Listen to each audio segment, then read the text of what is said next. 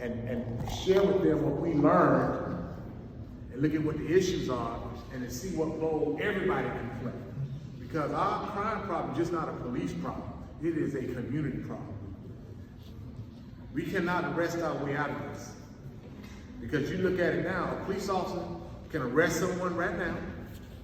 Before they pull out the Sally Porter of the jail, the person already has been set free.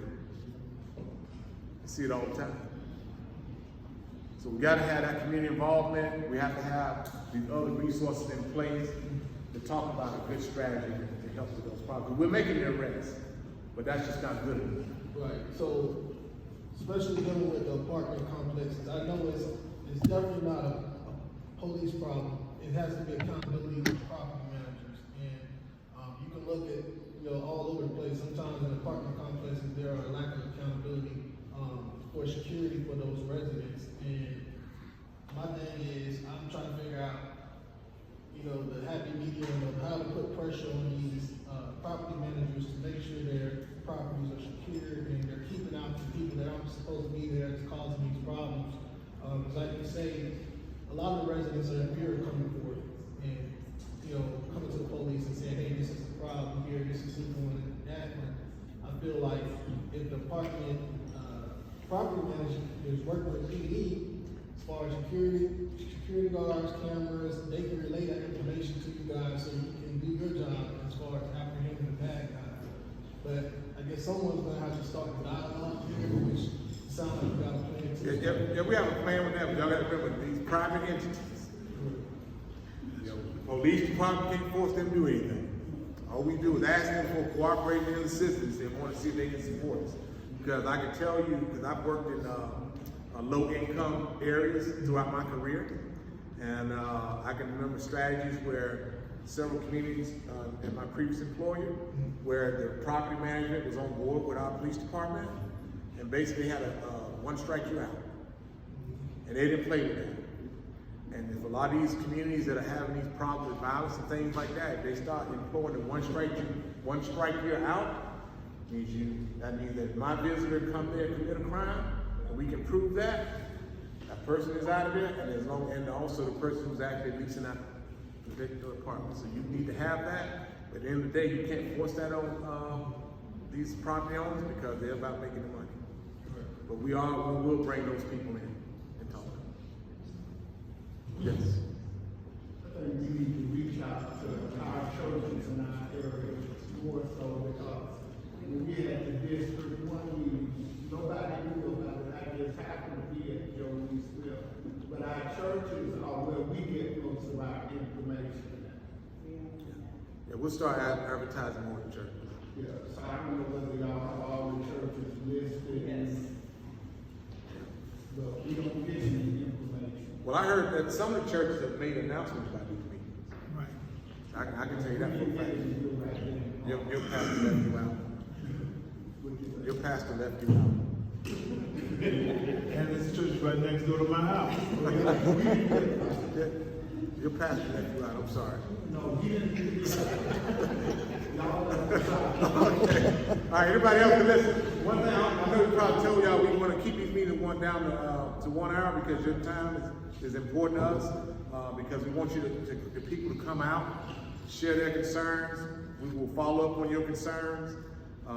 At some point, we'll identify a chair, the co-chair of each district, and we're going to work with them to help make these events, these meetings successful. So with that being said, I'll let Amanda Hearns, Councilman Hearns, you got anything you want to add to say? I just want to say, especially to our men and women in uniform, keep up the good work. And like you said, we're going to have to come together as a community to make this place better and keep crime down. And I know City Council is working hard. We're doing, I guess, to combat crime is two things. We apprehend the bad guy when they commit the crime and hopefully put them away from the crime. And then there's the prevention part. And that's, you see the activities that's been going on throughout the city of Cocoa. So I would ask the community to make sure you join along and be a part of the solution. And that's all I got. Councilman Gold? I know it's not your district, but you always have some lovely things to say. Not today. I didn't mean to catch you off guard. You wasn't- But, I think, I appreciate you doing this. We just need to get the community out more. A lot of people that are here now, it's not the problem, right? So we need to get those younger families in here as well. Because we know a lot of our issues, a lot of our teenager issues. We have a couple solutions today about how we can do that. Ms. Yvonne said something about also doing the water bills as well, because we all look at that, you know, we don't want to look at the cost. We read our water bills, and maybe we can put the information for these meetings inside of our water bills too. Appreciate you doing this, and look forward to the next. I thank you. You got a question? I might have missed it because I came in a little late. I know one time we were trying to start a, community watch thing, what it called? Yeah, crime, yeah. So she's gonna be the chair. When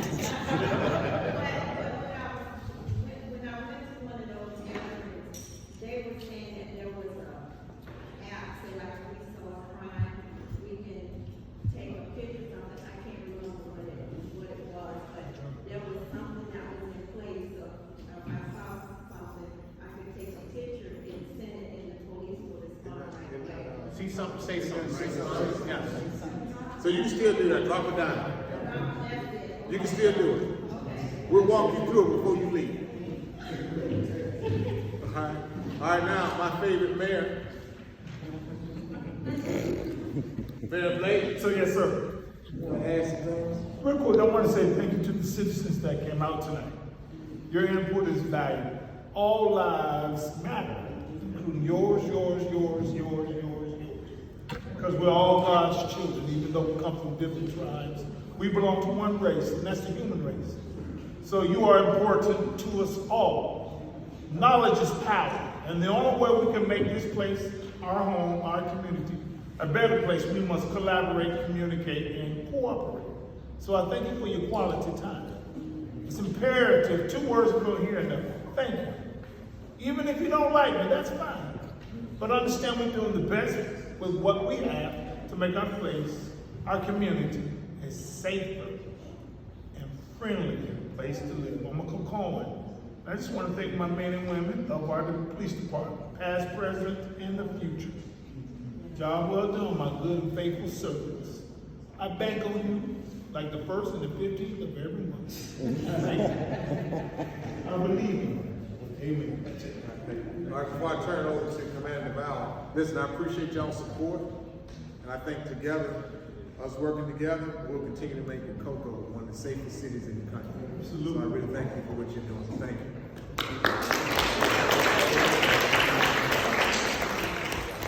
Okay, we did it. We're under an hour, so I was even starting a little later because we had some people come in late. But again, make sure you fill out the feedback forms. Like I said earlier, we're not going to know your problems unless you document them, and then we can respond back to you and let you know how we fixed the problem or we're addressing the problem.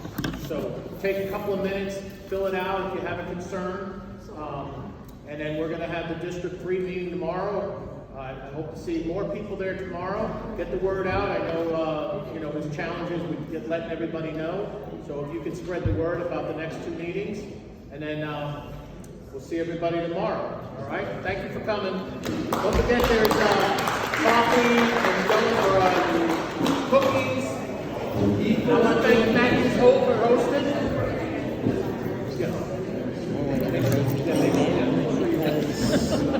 It's been turned in so many times. Yeah, well, they don't have enough officers right now to take care of it.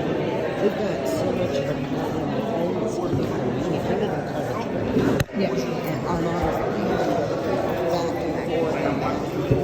well, it's like down here, just if you go down there, if you don't get out of your car right away, somebody comes up to you. Yes. Yeah. It's like,